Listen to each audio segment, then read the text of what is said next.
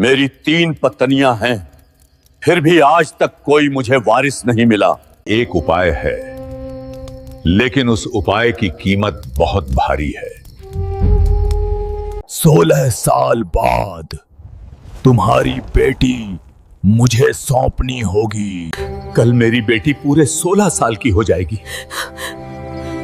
अगर कल बरगद के पेड़ को खून नहीं मिला तो राजकुमारी को उठा लिया जाएगा और अपनी बेटी को बचाने के लिए चाहे मुझे 1000 की बलि ही क्यों न देनी पड़े, मैं दूंगा। इस कहानी में आपको पता चलेगा कि एक इंसान, एक राजा, संतान पाने की चाह उसे किस हद तक ले जा सकती है। ये कहानी है एक ऐसे राजा की जिसकी 3 पत्नियां थीं, फिर भी उसके आंगन में कभी किलकारी नहीं गूंजी। हताश होकर उसने एक ऐसा रास्ता अपनाया जिससे उसे एक राजकुमारी तो मिली, लेकिन क्या वो राजकुमारी सच में उसकी थी? क्या 16 साल बाद उसे एक राक्षसी शक्ति के आगे बलि देनी होगी? और अगर ऐसा हुआ तो अपनी बेटी को बचाने के लिए वो राजा कितनी मासूम बेटियों की कुर्बानी देने को तैयार होगा? क्या राजा ये पाप कर पाएगा या फिर उसे कोई और रास्ता मिल जाएगा? बहुत समय पहले एक राज्य था जिसका नाम था वज्रगढ़। वज्रगढ़, जैसा नाम वैसा ही काम। ये राज्य लोहे और पत्थरों के पहाड़ों के बीच बसा हुआ था। यहाँ के किले की दीवारें इतनी मोटी थीं कि दुश्मन तो क्या, हवा भी बिना इजाजत अंदर नहीं आ सकती थी। यहाँ के राजा का नाम था महाराज वज्रसेन। महाराज वज्रसेन बहुत ही बलशाली राजा थे। उनके पास धन की कोई कमी नहीं थी। उनके खजाने में इतना सोना था कि अगर उसे बाहर निकाल दिया जाए तो पूरा राज्य पीला दिखाई देने लगे। उनकी सेना इतनी विशाल थी कि जब वो चलती थी तो धरती कांपने लगती थी। लेकिन मेरे भाई बहनों, ध्यान दीजिए, इतना सब कुछ होने के बाद भी वज्रगढ़ के महल में एक अजीब सी खामोशी थी, एक ऐसी चुप्पी जो इंसान को अंदर ही अंदर खाए जा रही थी। आप सोच रहे होंगे कि आखिर ऐसी क्या कमी थी?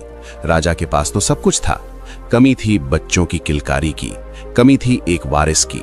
महाराज वज्रसेन की उम्र ढलती जा रही थी। उनके बाल सफेद होने लगे थे, माथे पर चिंता की लकीरें गहरी हो गई थीं। उन्होंने 3 शादियां की थीं, उनकी 3 रानियां थीं, लेकिन किसी की भी गोद हरी नहीं हुई थी। महल के बड़े बड़े कमरों में सिर्फ दिए जलते थे, लेकिन वंश का दीपक बुझा हुआ था। अब यहां समझिए राजा का दर्द क्या था। एक आम इंसान सोचता है कि बुढ़ापे में कोई पानी पिलाने वाला हो, लेकिन एक राजा सोचता है कि मेरे मरने के बाद मेरी गद्दी पर कौन बैठेगा, मेरा नाम कौन आगे बढ़ाएगा। वज्रसेन को यही डर हर पल सताता था। उन्हें लगता था कि उनके मरने के बाद उनका ये विशाल साम्राज्य, ये सोना चांदी, ये ताकत सब मिट्टी में मिल जाएगा। कोई दूसरा राजा आएगा और सब कुछ लूट ले जाएगा। ये विचार उन्हें रात भर सोने नहीं देता था। इसी चिंता में राजा ने क्या नहीं किया। उसने बड़े बड़े यज्ञ करवाए, साधु संतों को गायें दान की, गरीबों को भोजन कराया, मंदिरों में सोने के कलश चढ़ाए, लेकिन कोई फायदा नहीं हुआ। सब व्यर्थ गया। कहते हैं ना, जब इंसान की इच्छा पूरी नहीं होती तो उसका विवेक मर जाता है, वो सही और गलत का फर्क भूल जाता है। वज्रसेन के साथ भी यही हुआ। एक दिन दरबार लगा हुआ था। राजा अपने सिंहासन पर उदास बैठे थे। तभी एक बूढ़ा सन्यासी दरबार में आया। उस सन्यासी के कपड़े फटे हुए थे, लेकिन उसकी आंखों में एक अजीब सी चमक थी। राजा ने आदर से पूछा, महाराज, आपकी क्या सेवा करूं? सन्यासी ने राजा की आंखों में देखा और बिना कुछ पूछे ही बोल पड़ा, राजन, मैं तुम्हारे दुख को जानता हूं। तुम एक पुत्र चाहते हो, एक वारिस चाहते हो। राजा चौंक गए। उन्होंने कहा, हाँ महाराज, मेरे पास सब कुछ है, बस एक संतान नहीं है। अगर मुझे संतान मिल जाए तो मैं अपना आधा राज्य दान कर दूं। अब ध्यान से सुनिए। यहीं पर सन्यासी ने एक चेतावनी दी। सन्यासी ने कहा, राजन, याद रखना, यक्ष देवता नहीं होते। वे जब कुछ देते हैं तो बदले में कुछ लेते भी हैं और उनकी कीमत बहुत भारी होती है। पर राजा वज्रसेन ने इस चेतावनी पर ध्यान नहीं दिया। उसे तो बस अपना वारिस चाहिए था। उसे लगा कि वो राजा है, उसके पास इतना धन है, यक्ष जो भी मांगेगा वो दे देगा। यही मेरे दोस्तों, यही राजा से सबसे बड़ी गलती हुई। उसने ये नहीं सोचा कि जादुई शक्तियां धन की भूखी नहीं होती। अगले ही दिन राजा वज्रसेन अकेले ही काली घाटी की ओर निकल पड़े। उन्होंने किसी सैनिक को साथ नहीं लिया, क्योंकि सन्यासी ने कहा था कि वहां अकेले जाना होगा। रास्ता बहुत भयानक था। जंगल इतना घना था कि सूरज की रोशनी भी जमीन तक नहीं पहुंचती थी। हर तरफ सूखे हुए पेड़ थे जो ऐसे लग रहे थे जैसे कोई कंकाल खड़े हों। हवा में एक अजीब सी सड़ांध थी। सन्नाटा इतना गहरा था कि राजा को अपनी ही सांसों की आवाज सुनाई दे रही थी। लेकिन राजा के मन में डर नहीं था, सिर्फ लालच था, वारिस का लालच। चलते चलते राजा उस घाटी के बीचों बीच पहुंचा। वहां सच में एक विशाल बरगद का पेड़ था। वो पेड़ बाकी पेड़ों से अलग था। उसके पत्ते काले थे और उसकी जड़ें जमीन से ऊपर उठी हुई थीं, जैसे कोई सांप फन फैलाकर बैठा हो। राजा ने उस पेड़ के सामने हाथ जोड़कर कहा, हे यक्षराज, मैं वज्रगढ़ का राजा वज्रसेन हूं। मैं आपकी शरण में आया हूं। कुछ देर तक कोई जवाब नहीं आया, सिर्फ हवा के चलने की आवाज आती रही। फिर अचानक पेड़ हिलने लगा। उसके पत्तों से एक सरसराहट हुई और पेड़ के अंदर से एक भारी गूंजती हुई आवाज आई। वो आवाज किसी इंसान की नहीं लग रही थी। वो आवाज ऐसी थी जैसे बादलों की गर्जन हो। आवाज ने कहा, वज्रसेन, तुम यहां क्यों आए हो? क्या तुम्हें अपनी जान का डर नहीं है? राजा ने हिम्मत करके कहा, मुझे संतान चाहिए। मेरा वंश खत्म होने वाला है। मुझे एक वारिस दीजिए। आप जो मांगेंगे मैं दूंगा। पेड़ के तने पर एक चेहरा उभरने लगा, लकड़ी का बना हुआ एक भयानक चेहरा। उसकी आंखें जलते हुए अंगारे जैसी थीं। यक्ष हंसा। उसकी हंसी से पूरा जंगल गूंज उठा। यक्ष ने कहा, तू राजा है, इसलिए तुझे लगता है कि तू हर चीज खरीद सकता है, लेकिन जीवन और मृत्यु बिकाऊ नहीं होते राजन। राजा ने गिड़गिड़ाते हुए कहा, मुझ पर दया करें, मुझे बस एक मौका दें। यक्ष कुछ देर चुप रहा, फिर उसने कहा, ठीक है, मैं तुझे एक फल देता हूं। ये फल अपनी रानी को खिला देना। तुझे एक संतान प्राप्त होगी, एक ऐसी संतान जो रूप और गुणों में अद्वितीय होगी। उसका तेज सूरज जैसा होगा और शीतलता चांद जैसी। राजा की खुशी का ठिकाना नहीं रहा। उसे लगा उसका काम हो गया। लेकिन ठहरिए, कहानी अभी खत्म नहीं हुई। असली खेल तो अब शुरू होना था। यक्ष ने अपनी बात पूरी करते हुए कहा, रुक जा वज्रसेन, वरदान ले रहा है तो शर्त भी सुन ले। राजा ने जल्दीबाजी में कहा, मुझे हर शर्त मंजूर है। यक्ष ने गंभीर होकर कहा, ये संतान तेरी नहीं होगी, ये प्रकृति की धरोहर होगी। मैं तुझे ये संतान उधार दे रहा हूं। ठीक 16 साल, सिर्फ 16 साल ये बच्चा तेरे पास रहेगा। जिस दिन उसकी उम्र 16 साल पूरी होगी, उस दिन मैं आऊंगा और अपना कर्ज वापस ले जाऊंगा। अब आप सोचिए, कोई पिता ऐसा सौदा कैसे कर सकता है? 16 साल बाद अपने बच्चे को मौत के हवाले कर देना। लेकिन राजा वज्रसेन उस समय मोह में इतना अंधा था कि उसने ये नहीं सोचा कि 16 साल बाद क्या होगा। उसने सोचा, 16 साल तो बहुत लंबा समय है, तब तक मैं कोई ना कोई उपाय निकाल लूंगा। मेरे पास बड़ी सेना है, बड़े बड़े तांत्रिक हैं, मैं यक्ष से निपट लूंगा। यही इंसान की फितरत है। हम आज की खुशी के लिए कल का भयंकर दुख मोल ले लेते हैं। राजा ने कहा, मुझे मंजूर है, 16 साल बाद जो आपका है वो आपको मिल जाएगा।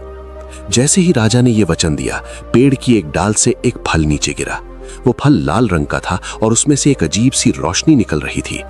यक्ष ने कहा, जाओ राजन, लेकिन याद रखना, वचन टूटा तो वंश भी टूटेगा और राज्य भी टूटेगा। मेरा हिसाब पक्का होता है। राजा ने वो फल उठाया। फल हाथ में लेते ही उसे एक ठंडक महसूस हुई, जैसे उसने बर्फ का टुकड़ा पकड़ लिया हो। लेकिन उसने परवाह नहीं की। वो खुशी खुशी अपने महल की ओर दौड़ पड़ा। महल पहुंचकर राजा ने वो फल अपनी सबसे छोटी और सबसे प्रिय रानी, रानी रत्नप्रभा को दिया। रानी ने पूछा कि ये फल कहां से आया, लेकिन राजा ने झूठ बोल दिया। उसने कहा कि ये एक ऋषि का प्रसाद है। रानी ने भरोसे के साथ वो फल खा लिया। अब देखिए किस्मत का खेल।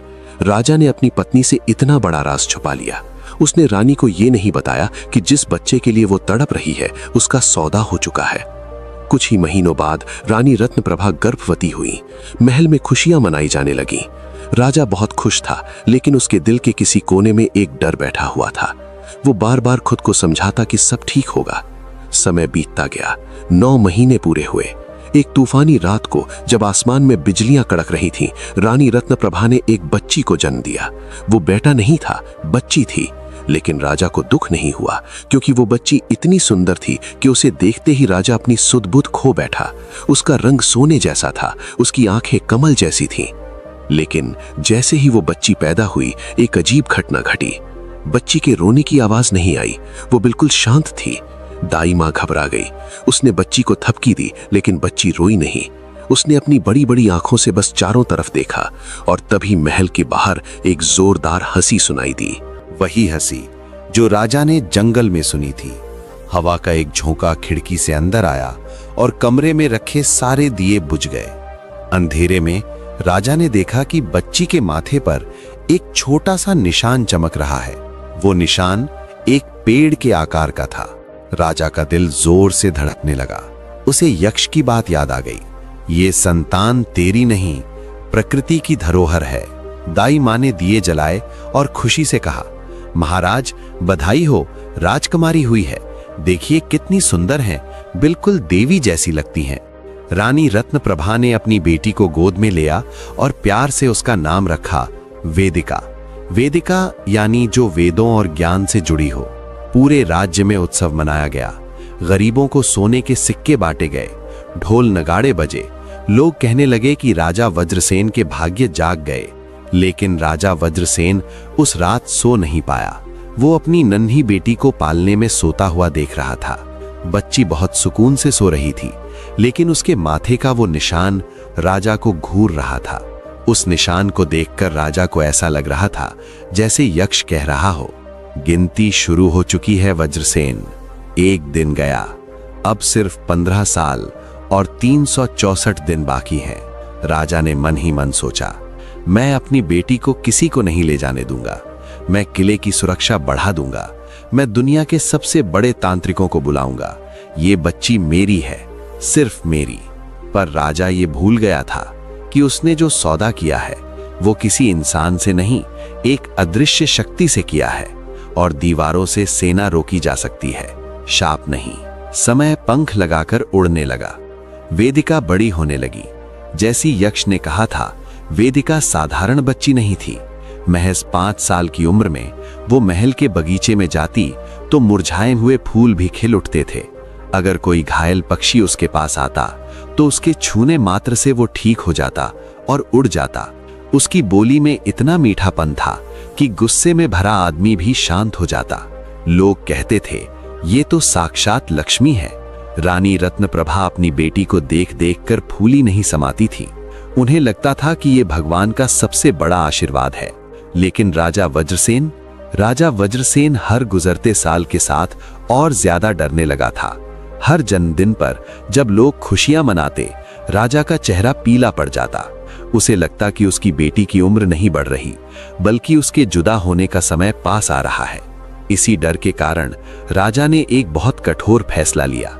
जब वेदिका 10 साल की हुई तो राजा ने हुक्म दिया कि राजकुमारी को महल से बाहर कहीं नहीं जाने दिया जाएगा।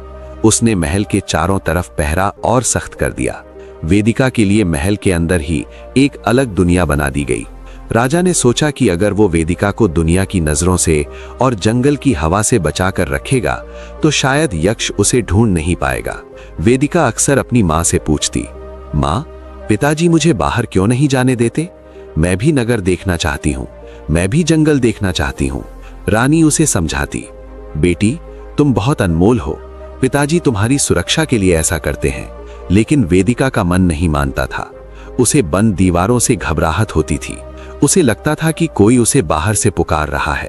अक्सर रात को सोते समय उसे सपने में वही घना जंगल और वो बरगद का पेड़ दिखाई देता जिसे उसने कभी हकीकत में नहीं देखा था। अब सवाल ये उठता है कि क्या राजा की ये कोशिशें काम आईं? क्या दीवारों में कैद करके किस्मत को बदला जा सकता है? 16 साल पूरे होने में अब कुछ ही समय बचा था और तभी राज्य में कुछ अपशकुन होने शुरू हो गए। अचानक वज्रगढ़ के सारे कुएं सूखने लगे। गाय भैंसों ने दूध देना बंद कर दिया। बिना मौसम के आंधी तूफान आने लगे। प्रजा परेशान हो गई।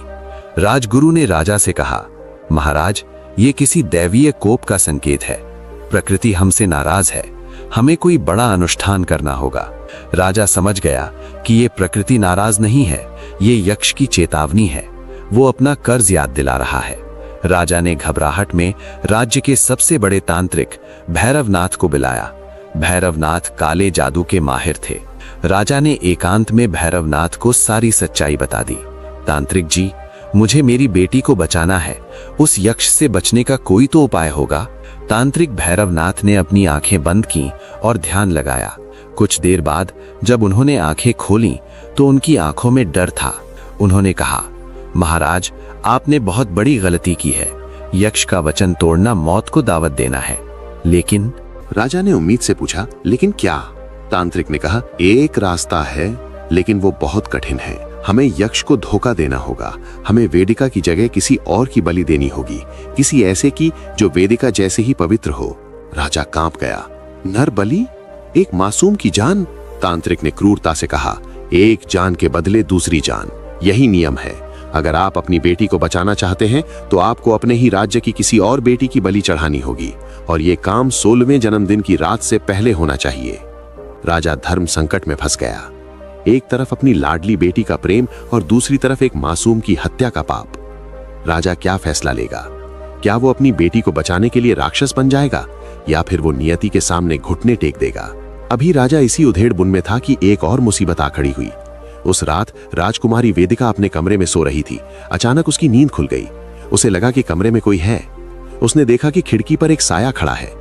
वो साया किसी इंसान का नहीं था, वो परछाई पेड़ों की टहनियों जैसी लग रही थी। वेदिका ने डरते हुए पूछा, कौन है वहां? उस साये ने कोई जवाब नहीं दिया। बस हवा में एक सरसराहट हुई और वेदिका के तकिए के पास एक सूखा हुआ काला पत्ता गिर गया। वही पत्ता जो उस शापित बरगद के पेड़ का था। वेदिका ने उस पत्ते को उठाया। जैसे ही उसने पत्ते को छुआ, उसके पूरे शरीर में एक बिजली सी दौड़ गई। उसे एक आवाज सुनाई दी, बहुत ही धीमी और सम्मोहक। समय आ रहा है वेदिका, घर वापस आने का समय आ रहा है। वेदिका बेहोश होकर गिर पड़ी।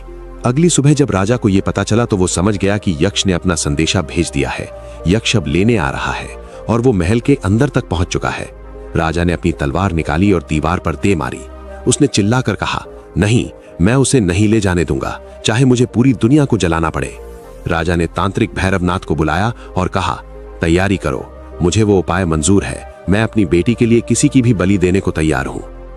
राजा ने यह फैसला तो ले लिया, लेकिन उसे यह नहीं पता था कि जिस रात वो ये अनुष्ठान करेगा, उसी रात एक ऐसा सच सामने आएगा जो उसके पैरों तले जमीन खिसका देगा। एक ऐसा सच जो रानी रत्नप्रभा ने उससे 16 साल तक छुपाए रखा था। अब आप सोच रहे होंगे कि वो सच क्या है, और क्या वेदिका उस काली शक्ति के बुलावे को रोक पाएगी? खतरे के बादल अब वज्रगढ़ के ऊपर मंडरा रहे हैं, और ये तो बस शुरुआत है। कहते हैं ना, जब इंसान की आंखों पर मोह की पट्टी बन जाती है तो उसे खून का रंग भी पानी जैसा दिखने लगता है। राजा वज्रसेन के साथ भी यही हुआ। रात गहरी हो चुकी थी। महल के गुप्त कक्ष में तांत्रिक भैरवनाथ ने अपनी तैयारियां शुरू कर दी थीं। फर्श पर लाल रंग से अजीबोगरीब यंत्र बनाए जा रहे थे। हवा में लोबान और जलते हुए मांस की गंध मिली हुई थी। ये गंध ऐसी थी कि किसी का भी जी मिचला जाए। राजा वज्रसेन एक कोने में खड़ा था। उसके हाथ कांप रहे थे, लेकिन चेहरा पत्थर जैसा सख्त था। उसने अपने सबसे वफादार और क्रूर सेनापति को बुलाया। राजा ने आदेश दिया, सेनापति, राज्य में जाओ। मुझे एक ऐसी लड़की चाहिए जिसकी उम्र ठीक 16 साल हो, जो दिखने में सुंदर हो और जिसके शरीर पर कोई दाग ना हो।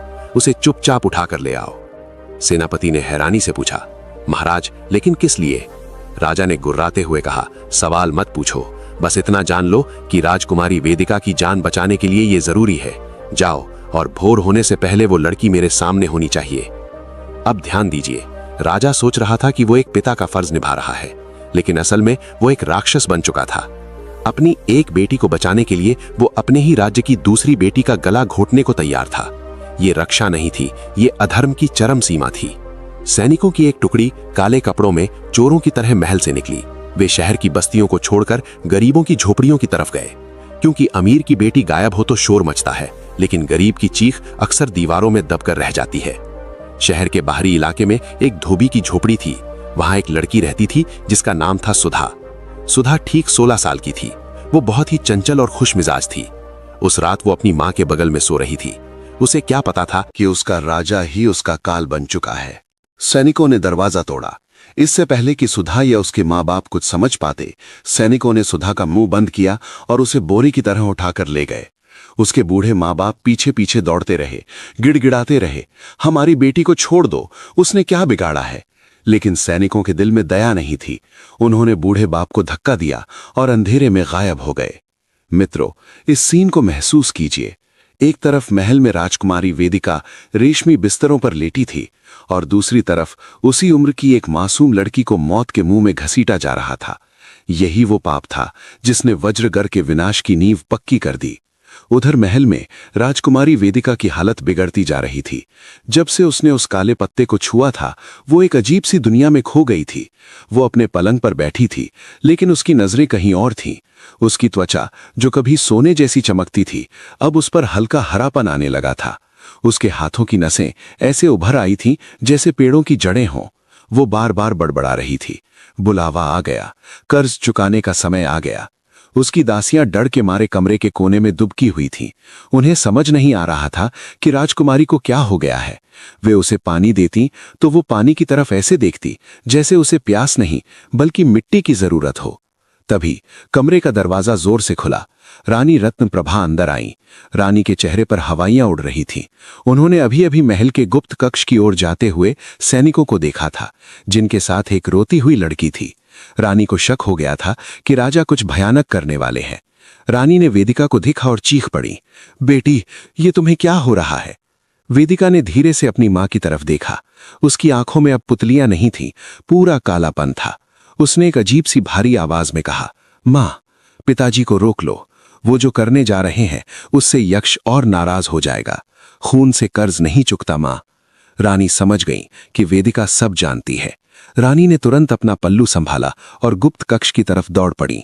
अब दिल थाम लीजिए, क्योंकि अब पति और पत्नी के बीच, राजा और रानी के बीच वो टकराव होने वाला था जो बरसों से दबा हुआ था। रानी जब गुप्त कक्ष में पहुंची तो वहां का नजारा देखकर उनके पैरों तले जमीन खिसक गई। कमरे के बीचों बीच एक बड़ा सा हवन कुंड जल रहा था। आग की लपटें अजीब से नीले रंग की थीं। एक कोने में वो गरीब लड़की सुधा रस्सियों से बंधी हुई पड़ी थी। उसके मुंह पर कपड़ा बंधा था, लेकिन उसकी आंखों में मौत का खौफ साफ दिख रहा था। तांत्रिक भैरवनाथ एक बड़ी सी तलवार पर धार लगा रहा था और राजा वज्रसेन आंखें बंद करके मंत्र पढ़ रहा था। रानी चिल्लाई, महाराज, ये आप क्या कर रहे हैं? राजा की आंखें खुली। उसने रानी को देखा और कठोरता से कहा, रत्नप्रभा, तुम यहां क्यों आई हो? जाओ यहां से। रानी ने आगे बढ़कर राजा का हाथ पकड़ लिया। मैं नहीं जाऊंगी। आप अपनी बेटी को बचाने के लिए किसी और की बेटी की बलि कैसे दे सकते हैं? ये पाप है। भगवान हमें कभी माफ नहीं करेंगे। राजा ने झटके से रानी का हाथ हटाया और चिल्लाया, भगवान? कौन सा भगवान? जब मैं संतान के लिए तड़प रहा था तब तुम्हारे भगवान कहाँ थे? ये सब मैंने किया है रत्नप्रभा। मैंने यक्ष से सौदा किया था। रानी सन्न रह गई। सौदा? कैसा सौदा? राजा ने अब वो सच उगला जो उसने 16 साल से दबा रखा था। हाँ, वेदिका मुझे भगवान की कृपा से नहीं मिली। मैंने जंगल के यक्ष से उसे उधार लिया था। यक्ष ने कहा था कि 16 साल बाद वो उसे वापस ले जाएगा। कल उसका 16वां जन्मदिन है।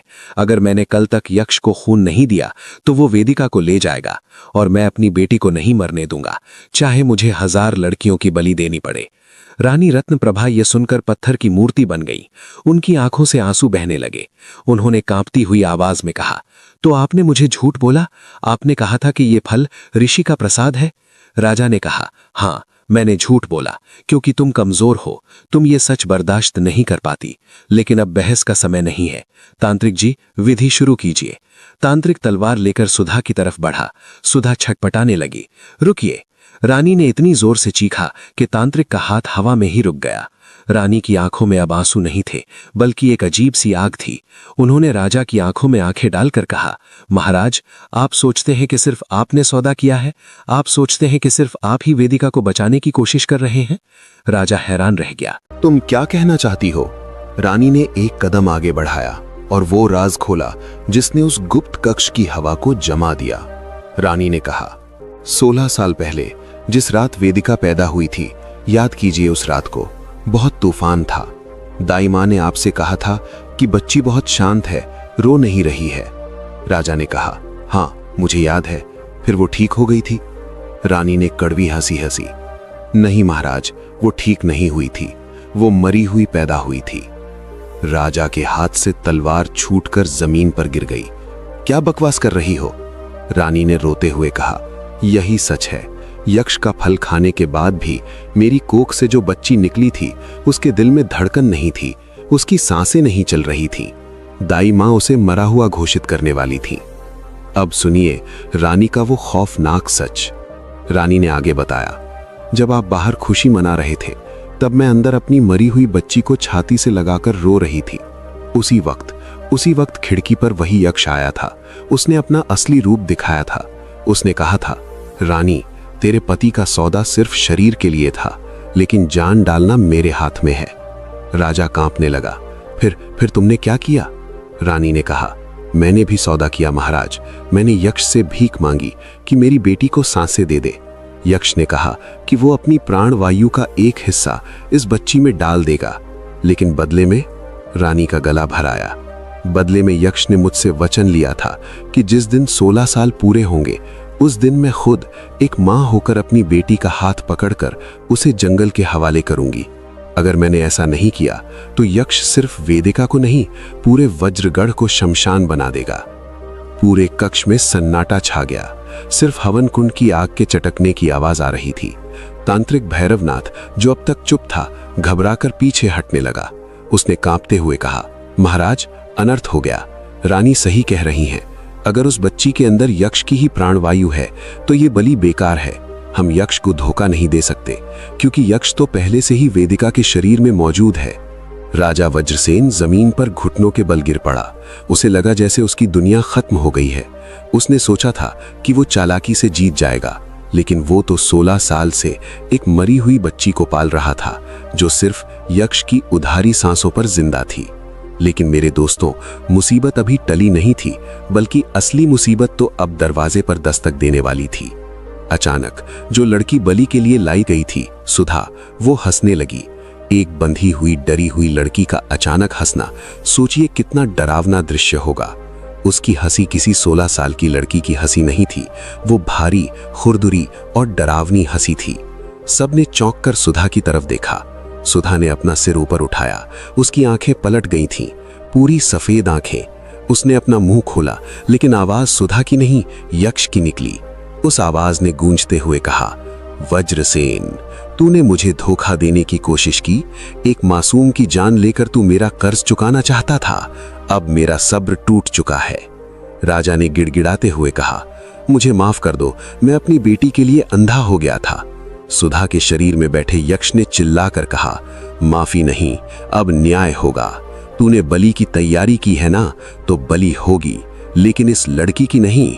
अचानक महल की दीवारें हिलने लगी, छत से धूल गिरने लगी, हवन कुंड की आग बाहर निकलकर फर्श पर फैलने लगी। यक्ष की आवाज ने आखिरी चेतावनी दी, सुनो वज्रसेन, मैं आ रहा हूं, लेकिन मैं अकेला नहीं आ रहा। मेरे साथ मेरा पूरा जंगल आ रहा है। सूर्योदय से पहले या तो वेदिका खुद मेरे पास आएगी, या फिर तेरा ये वज्रगढ़ का किला पत्थरों का ढेर बन जाएगा। और इसके साथ ही सुधा बेहोश होकर गिर पड़ी। लेकिन उसी वक्त ऊपर के कमरे से एक चीख सुनाई दी। वो चीख वेदिका की दासियों की थी।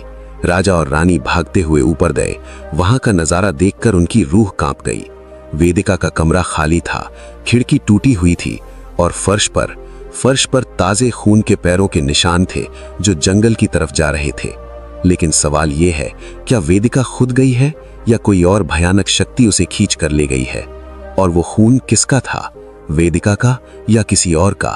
जंगल अब जाग चुका है और राजा वज्रसेन की सबसे काली रात अब शुरू हुई है। आगे की कहानी देखने के लिए चैनल को सब्सक्राइब करें, वीडियो को लाइक करें और कमेंट में पार्ट 2 लिखें। धन्यवाद।